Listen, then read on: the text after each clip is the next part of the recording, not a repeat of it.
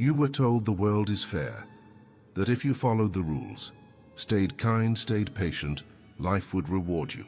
You believed them, maybe you still do, that behind the noise of the world, there's a quiet balance, that effort is sacred, that the good guys win, and justice is real. But one day something cracks, not loudly, more like the soft snapping of a thread you've been pulling your whole life. You look around and suddenly you see them. Not the kind, not the patient, but the cold, the calculated, the ones who bend rules like shadows in dusk, soft, silent, unnoticed. You wonder, how did they rise while you stayed waiting? The answer isn't written in laws or fairy tales, it's older than that.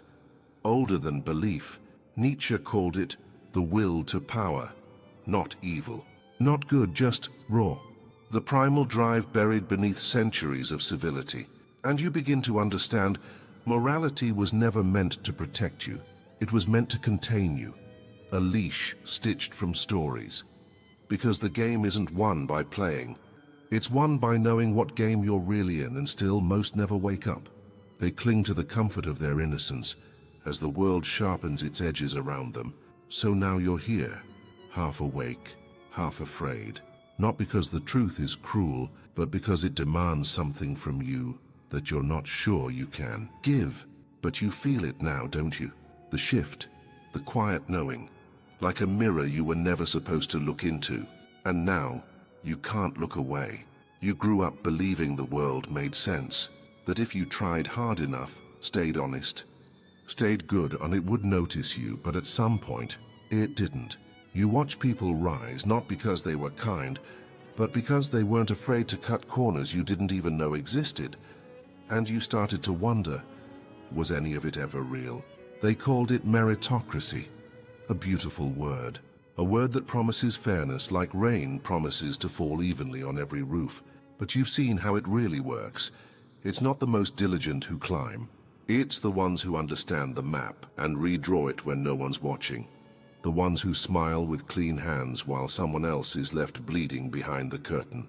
Nietzsche called it a necessary fiction, a dream sold to the masses, to make them sleep easier, while the architects of power built empires in the dark. Rome didn't rise by kindness. It rose on ash, on bones, on silence, and America. It didn't ascend through virtue. It had carved its throne through war, extraction, and 1,000 quiet deals behind closed doors. Even now, the names you trust, the logos you let into your life, they didn't grow by playing fair. They grew by knowing how to play. And the rules? They were never made for them. Foucault once said, power isn't shared, it accumulates, and it protects itself, not by justice, but by illusion. And so you find yourself staring at a system that works exactly as it was designed to. Not broken, just honest. In a way you were never supposed to see, and once you do, the silence feels different. Like the moment just before thunder, you were taught that being good was enough, that humility would protect you, that hard work would speak for itself. It was comforting, the kind of story that tucks you in at night. Simple, safe, but stories are not always told to share truth. Sometimes they're told to keep you still. Nietzsche saw through it. He called it slave morality, a quiet spell whispered by the weak to tame the strong. A morality that sanctifies surrender, that tells you ambition is selfish, that desiring more makes you dangerous, that your fire is something to be ashamed. And so you shrink. You wait, you apologize for wanting, because somewhere someone told you that power makes you less human. But look closely. Who taught you that? And who benefits when you believe it? Those who follow this morality, they wait for permission. They hope that virtue alone will shift the world, but the world doesn't shift. It resists, and while the good sit in silence, others are writing the rules, imposing their will, not because they were chosen, but because they chose themselves. This is what Nietzsche called master morality. Not evil, not cruel, but unapologetically alive. The force that shapes history is rarely the one that waits for justice. It's the one that no longer believes in it. You start to notice it everywhere. The quiet ones fading into corners, while the relentless carve their names into stone, the ones who suffer with dignity, while others turn suffering into currency. And the hardest part? Realizing that maybe the system isn't broken. Maybe it was built this way, to reward those who refuse to kneel, the will to power. That's what Nietzsche called it. The hidden current beneath everything.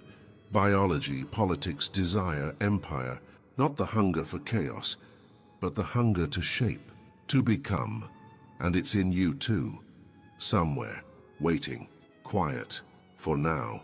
You've been told that people want peace, that beneath all the chaos, we just want to be happy.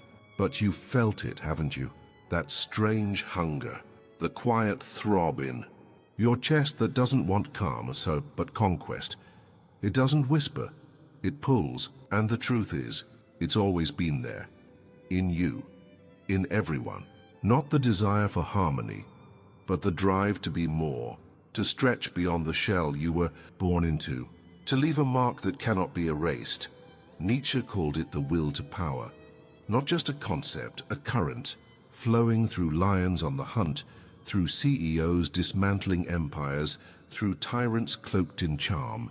The form may change. The essence doesn't. It is the instinct to rise, to expand, to impose yourself onto a world that never asked you to exist in the first place. But not everyone learns to listen to it, because from the moment you could speak, you were taught to shrink, to be good, to stay quiet. You were told that wanting more meant you were selfish, that power corrupts, that ambition would unmake you, and so you learned to flinch at your own desire, to dress your hunger in apologies. But not everyone did. The ones who shaped history, they didn't wait to be chosen. They didn't kneel to abstractions. They were not concerned with being good. They were concerned with becoming real. And somewhere deep in the marrow of your being, you feel it too, that maybe you weren't made for peace. Maybe you were made for pressure, for tension, for rising when no one expected you to. Because power is never given, it's remembered by those who refuse to forget themselves. You've seen it, haven't you? The quiet ones, waiting, hoping that someone will notice, that effort alone will be enough. But it never is. History doesn't remember the obedient. It remembers the ones who refused to wait. Alexander didn't conquer the world by asking. Napoleon didn't inherit a crown, he took it. And Jobs, he didn't ask if he was allowed to change everything, he just did. There's a pattern here. Those who shape the world don't wait for permission. They don't stand in line, they are the line. And those who obey, those who believe the system is fair, they fade. You felt it, at work. In rooms where silence gets overlooked, but confidence, even empty, as gets rewarded. The one who plays the game often beats the one who deserves to win. And it's not an accident. It's not a flaw in the system. It is the system, Nietzsche understood this. The world isn't a stage for fairness, it's a crucible, a test of will. Not just of strength, but of self-definition. You were taught to be good, to be polite, to wait. But the ones who rise are the ones who don't just live in the world. They bend it. The ones who define their own rules before someone else defines them for them. Because the truth is, if you don't impose your will, you will carry someone else's. If you don't speak your values, you will repeat someone else's script. And if you don't play the game with your eyes open, you will wake up as a piece on someone else's board, and most never realize it until it's too late, until their life has already been played by someone else's hand. You were taught to be soft, to bow your head, to keep your hands folded and your voice down. They said goodness was enough, that if you were kind, if you followed the rules, life would take care of you. But life never promised that. And deep down, you've always felt it, that quiet tension beneath your ribs, the part of you that didn't want to be small, that didn't want to wait. But they told you that wanting more was wrong, that ambition was greed, that power was dangerous, that desiring anything beyond survival was selfish. They dressed obedience in virtue, and you wore it like armor. but Nietzsche saw through. He called it slave morality, a morality crafted by the powerless to chain the powerful, not to protect you, but to tame you. It teaches you that submission is strength, that to accept injustice quietly is a mark of wisdom, that rejecting your will is somehow spiritual. But ask yourself, who benefits from this belief? Not the ones who follow it. Look closer. Religious leaders preach sacrifice from palaces. Governments promise equality, while rewriting laws to serve themselves, and you're left believing that your suffering makes you righteous. But righteousness doesn't feed you. It doesn't protect you. It just keeps you still. And while you stay still, others move. They rise, they rule. Not because they're better, but because they never accepted the leash you still wear around your neck. You wonder where that voice came from. The one that told you to be small, but it was never yours. It was taught, repeated, etched into your spine before you ever had a chance to speak. And now it's quiet, but still there, whispering every time you dare to want more. You were never taught to rise. You were taught to restrain, to keep your voice soft, to quiet the hunger in your chest, to call your fire a flaw. They said ambition was dangerous, that wanting too much would make you cruel, that the desire to expand, to become, was something shameful, and so you learned to dim, to ask for less, to wear humility like a muzzle. But nature never cared for modesty. Nietzsche saw this. He called it master morality, not a philosophy, a pulse, the morality of the strong, of those who don't ask if it's allowed. They become the permission. For them, ambition isn't a sin, it's sacred. The will to grow isn't selfish, it's life in its purest form. They don't wait to be chosen, they choose themselves. Look at history. Caesar didn't bow to the Senate, he crushed it and carved his name into the bones of Rome. Napoleon wasn't content with his rank. He rewrote the map of Europe with fire. Jobs didn't follow the rules, he shattered them and built a new world from glass and light. They weren't trying to be liked, they were trying to build. But when you've been soaked in slave morality, since birth you don't even notice the leash. You feel guilty for dreaming, ashamed for standing out, terrified of being seen as too much, because you were told that virtue means shrinking, that to want is to betray your goodness. Nietzsche called this the sickness of man, a quiet infection of the soul, the belief that to serve is nobler than to become. But what if your desire wasn't a flaw? What if it was the most honest thing about you?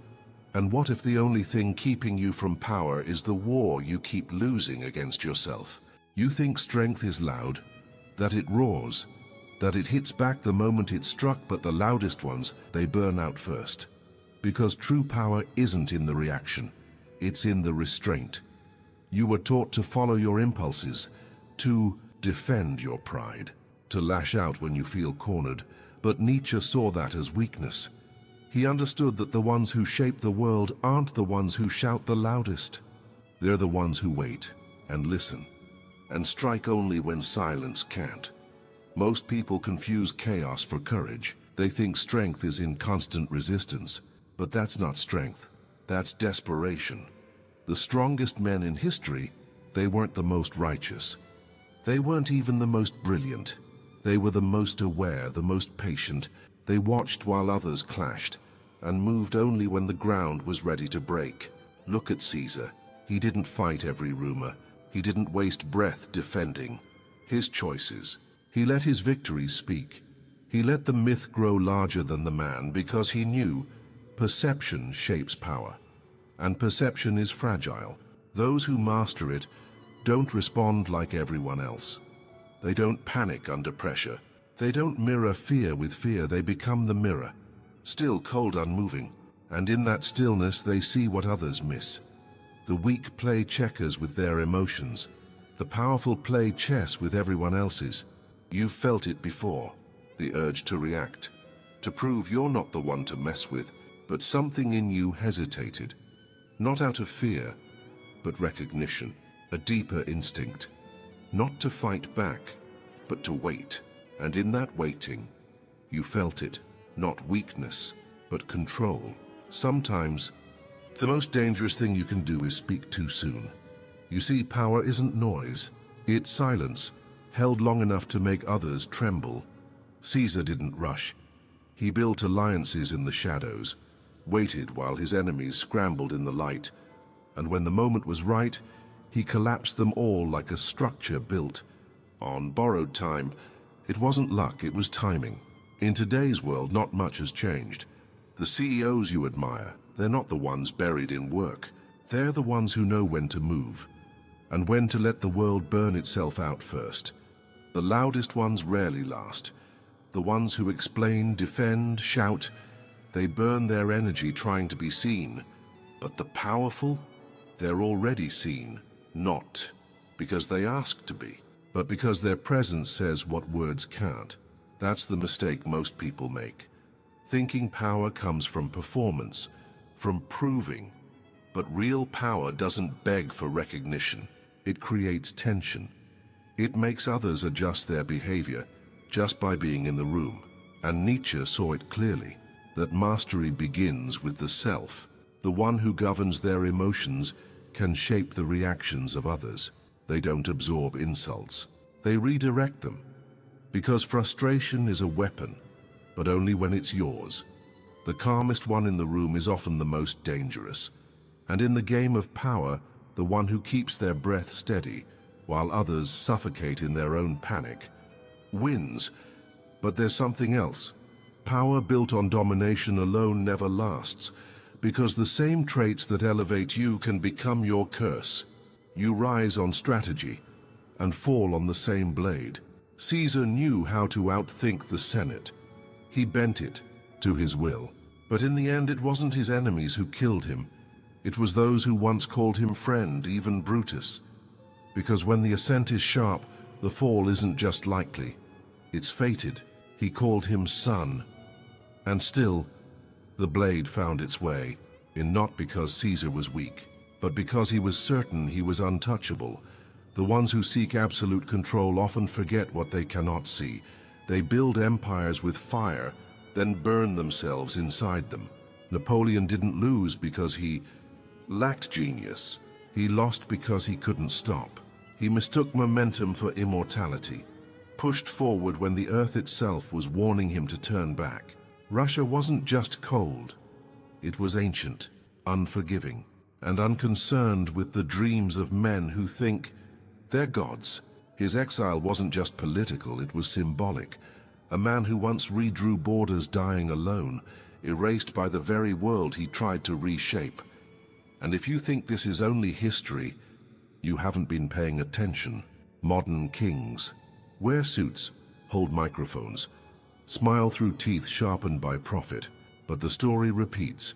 Jeff Skilling built Enron like a monument, stone by stone, lie by lie, until the weight crushed him. Elizabeth Holmes wore ambition like a second skin. Even skin can crack. And when it did, the empire she swore was the future turned to dust. Because ruthlessness without restraint is just destruction wearing a crown. Nietzsche knew. When you start to believe you're above the rules, you lose the one thing power needs most, clarity. You stop seeing the edge until you've already stepped off. You forget that silence can echo louder than applause, and that enemies don't always come with swords. Sometimes they come with smiles. Sometimes they come from within. Power, when misunderstood, devours the one who holds it. Not all at once, but slowly, with every step taken without pause. With every enemy crushed when they could have been disarmed with grace. The master of power is not the loudest, not the most feared, but the one who knows when to stop expanding and start becoming. Because winning isn't just about dominance. It's about restraint. Knowing when to take the throne and when to leave the room in silence. The ones who fall are the ones who confuse power with permanence. They forget that every empire casts a shadow, and sometimes it grows large, enough to consume its own architect. And maybe that's the real test.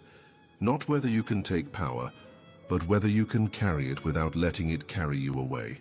This world doesn't reward virtue. It rewards those who understand the terrain, who see the map behind the myth, and walk it with intention. But that doesn't mean you must become ruthless. That's the illusion, the seduction. Power is not a sword meant only to wound, it's a flame, and like all fire, it can warm or destroy. The strongest don't choose extremes. They don't vanish into obedience or dissolve into tyranny. They walk the line, sharp, thin, real. They play the game, but never forget they are more than the pieces. And in that awareness, something shifts. The world doesn't change. You do. You begin to move differently. Not out of fear, but out of clarity. And maybe for the first time, on your own terms. If this helped you breathe deeper, leave a light. Comment below. I choose awareness.